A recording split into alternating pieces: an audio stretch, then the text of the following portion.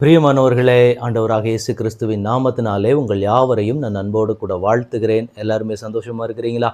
இந்த நாளிலே தேவனாகிய கர்த்தர் நம்மோடு கூட பேசுகிற ஒரு வார்த்தை என்னவென்றால், கலாத்தியருக்கு எழுதின நிருபம் 6ஆம் அதிகாரத்தினுடைய 14ஆம் வசனம்.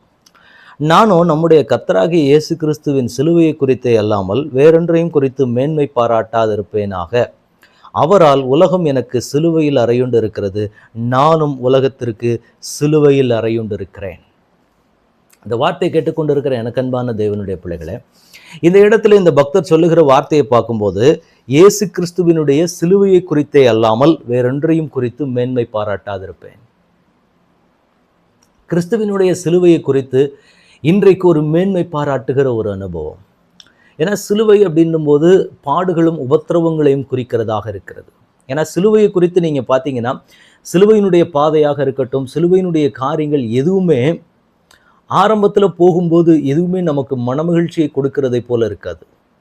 சிலுவையின் பாடுகளாக இருக்கட்டும், சிலுவையின் பாதையாக இருக்கட்டும், சிலுவையை குறித்து நீங்கள் தியானிக்கிறது ஆரம்பம் எப்படி தான் இருக்கும் அப்படின்னு பார்த்தீங்கன்னா, அந்த அளவுக்கு ஒரு மனமகிழ்ச்சியை கொடுக்கிறதாக இருக்காது. ஆனால் அதே பாதையை நீங்கள் கடந்து போகும்போது, அதே பாதையை நீங்கள் கடந்து போய் முடிக்கும்போது என்னவாகும்னா, அப்பதான் அந்த சந்தோஷத்தை நீங்கள் காண முடியும். சிலுவையின் பாதை என்பது ஆரம்பம் கடினமான ஒன்றுதான். ஆனால் அதே பாதையினுடைய ஆரம்பத்தை முடித்து நீங்க அதை ஃபைனலைஸ் பண்ணும்போது தான் அந்த சந்தோஷத்தை நீங்கள் பெற்றுக்கொள்ள முடியும். அப்ப நான் போகிற அந்த சிலுவையினுடைய பாதை, என் தேவன் எனக்கு நியமித்திருக்கிறதான அந்த சிலுவையினுடைய பாதையின் வழியாக நான் போகும்போது என்ன நடக்குது அப்படின்னா, கிறிஸ்துவினுடைய பாடுகளையும் கிறிஸ்துவினுடைய உபத்திரவங்களையும் குறித்து தான் நான் மேன்மை பாராட்ட வேண்டும். ஏன்னா என் தேவன் எனக்கு என்ன பாதை நியமித்திருக்கிறாரோ, ஒருவேளை கர்த்தர் என்னையும் சிலுவையின் பாதையின் வழியாக நடத்தி செல்லுகிறார், சிலுவையை போன்ற ஒரு உபத்திரவத்தின் பாதை, சிலுவையின் போல ஒரு சிறுமைப்படுத்தப்பட்ட பாதைக்குள்ள என் தேவன் என்னை நடத்தி கொண்டு போகிறார். ஆனால் ஒரு தேவனுடைய பிள்ளைக்குள்ள மிக முக்கியமா புரிந்து கொள்ள வேண்டிய காரியம் என்ன அப்படின்னு பார்த்தீங்கன்னா, ஆண்டவர் என்னை சிலுவையின் பாதைக்கு நேராக நடத்தினா அதுதான் எனக்கு மேன்மையான ஒன்றாக நான் பார்க்கப்பட வேண்டும். இதுதான் நான் சிலுவையை மேன்மைப்படுத்துகிற ஒரு காரியம்.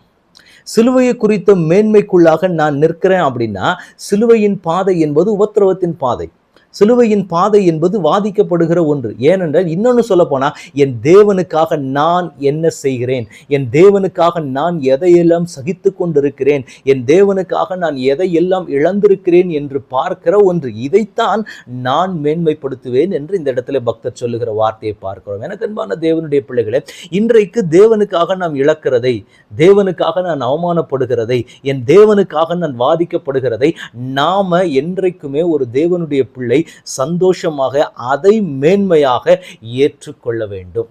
இது தேவன் நம்மிடத்தில் எதிர்பார்க்கிற ஒரு குவாலிட்டி. என் பிள்ளைகள் என்னுடைய சமூகத்திலிருந்து வெறும் நன்மையும் ஆசீர்வாதத்துக்கும் மாத்திரம் நிற்காம, என் பிள்ளைகள் எனக்காக இவைகளை, நான் கிறிஸ்துவுக்காக இவைகளை சகித்திருக்கிறேன், என் தேவன் எனக்கு உபத்திரவத்தின் பாதையில என்னை நிர்ணயித்து கொண்டிருக்கிறார், அவர் என்னை இந்த பாதையின் வழியாக நடத்தி சென்று கொண்டிருக்கிறார், எனக்கு இந்த பாதையின் வழியாக தேவன் கொண்டு போகிறார், இதுதான் எனக்கு மேன்மை. இது என் தேவன் எனக்கு அனுமதித்து கொடுத்த சிலுவையின் பாதை, இந்த பாதையிலே நான் போவது எனக்கு அதுதான் மேன்மை. நம் தேவன் நமக்கு என்ன கொடுத்திருக்கிறாரோ அந்த உபத்திரவத்தின் பாதையாக இருக்கட்டும், அந்த சிற்றிக்கிற அனுபவமாக இருக்கட்டும், என்ன பாதையின் வழியாக, என்ன சிலுவையின் பாதையை தேவன் எனக்கு அனுமதிக்கிறாரோ அதை குறித்து தான் நாம் மேன்மை பாராட்ட வேண்டும். ஏனென்றால் எனக்கு முன்பாக உலகம் சிலுவையில் அடிக்கப்பட்டிருக்கிறது. உலகத்திற்கு நான் சிலுவையில் அறையப்பட்டிருக்கிறேன், உலகம் எனக்கு சிலுவையில் அறையப்பட்டிருக்கிறது. இந்த அனுபவத்துக்குள்ள நான் எப்போ வர்றேன் அப்படின்னா, ஒரு தேவனுடைய பிள்ளை, என் தேவன் எனக்கு அனுமதித்தது, என் தேவன் என்னை கொண்டு செல்லுகிற பாதை தான் மேன்மையான பாதை. இந்த ஒரு மனநிலைக்குள்ள நாம வர வேண்டியது அவசியம். உங்களுக்கு கர்த்தர் ஒரு வேலை கொடுத்திருக்கிறார், அதுதான் இந்த உலகத்திலே உயர்ந்த ஒன்றாக நீங்கள் பார்க்க வேண்டும். ஆனா இன்னைக்கு நிறைய நேரங்களில் என்ன நடக்குது அப்படின்னா, தேவன் எனக்கு இதைத்தானே கொடுத்துருக்கிறாரு, எனக்கு அதை செய்யல அப்படிங்கிற ஒரு எண்ணம் வந்து விடக்கூடாது. அவங்களுக்கெல்லாம் அப்படி கர்த்தர் கொடுத்துட்டு எனக்கு மட்டும் இப்படிப்பட்ட ஒன்று ஆண்டவர் கொடுத்திருக்கிறார் என்பது அல்ல. எனக்கு இதை ஆண்டவர் கொடுத்திருக்கிறார், இது எனக்கு மேன்மை, இந்த உலகத்திலே இதை விட ஒரு பெஸ்டான ஒன்று கிடையாதுங்கிற ஒரு மனநிலைக்குள்ள நாம வர வேண்டும். இந்த உபத்திரவத்தின் பாதை, இந்த வனாந்திரத்தின் வழியாக தேவன் என்னை நடத்தி சென்றார்னா இதுதான் இந்த உலகத்திலே மிகச்சிறந்த ஒன்று. ஏனென்றால் என் தேவன் எனக்கு கொடுத்தது. என் தேவன் என்னை இப்படிப்பட்ட பாதையில தான் நடத்தணும்னு கர்த்தர் வச்சுட்டாரு அப்படிங்கிறப்ப அதுதான் எனக்கு மேன்மையாக தெரிய வேண்டுமே ஒழிய அது எனக்கு தாழ்மையாக தெரியக்கூடாது. இதுதான் நாம புரிந்து கொள்ள வேண்டிய ஒன்று. இந்த எண்ணம் எல்லா தேவ பிள்ளைக்குள்ளேயும் எந்த சூழ்நிலையானாலும் வர வேண்டும். இதைத்தான் நான் சிலுவையை மேன்மைப்படுத்த. ஏன்னா உலகத்தை நான் சிலுவையில் அறைந்து விட்டேன், உலகம் எனக்கு சிலுவையில் அறையப்பட்ட அனுபவத்துக்குள்ள நான் வந்துட்டேன்னா எனக்கு இந்த எண்ணம் வந்துடும். உலகம் என்ன நினைச்சா எனக்கு என்ன, என் தேவன் எனக்கு இந்த பாதையை அனுமதித்திருக்கிறார், என் தேவன் எனக்கு இந்த சூழ்நிலையை அனுமதித்திருக்கிறார், தேவன் எனக்கு இந்த வேலையை கொடுத்திருக்கிறார், தேவன் இதுதான் எனக்கு பெரிய விஷயம். ஏனென்றால் என் தேவன் எனக்கு கொடுத்தது. ஆனா நம்ம கண்ணுக்கு முன்னாடி என்னதான் தெரியும் அப்படின்னா, மற்றவங்களுக்கு ஆண்டவர் கொடுத்ததெல்லாம் பெருசா தெரியும், நமக்கு ஆண்டவர் கொடுத்தது மேன்மையாக தெரியாது. இந்த எண்ணங்கள் மாற்றப்படணும். இன்றைக்கு ஆண்டவரிடத்தில் ஒப்புக் கொடுக்கலாம். ஆண்டவரே, நான் சிலுவையில் அறையப்பட ஒப்புக் கொடுக்கிறேன். நீங்க எனக்கு அனுமதித்திருக்கிற அந்த சிலுவையின் பாதை, நீர் எனக்காக வைத்திருக்கிற அந்த சிலுவை பாடுகள், உபத்திரவங்களை நான் மேன்மைப்படுத்துகிறவனாக நிற்பேன் என்று சொல்லி ஆண்டவருடைய கரத்தில் ஒப்புக் கொடுக்கலாமா? தகப்பனே, நம்முடைய கரத்தில் எங்களை முழுவதுமாக ஒப்புக் கொடுக்கிறோம். கர்த்தர் இம்மட்டுமா எங்களோட கூட பேசி நடத்தின தயவுக்காக உமக்கு ஸ்தோத்திரம்.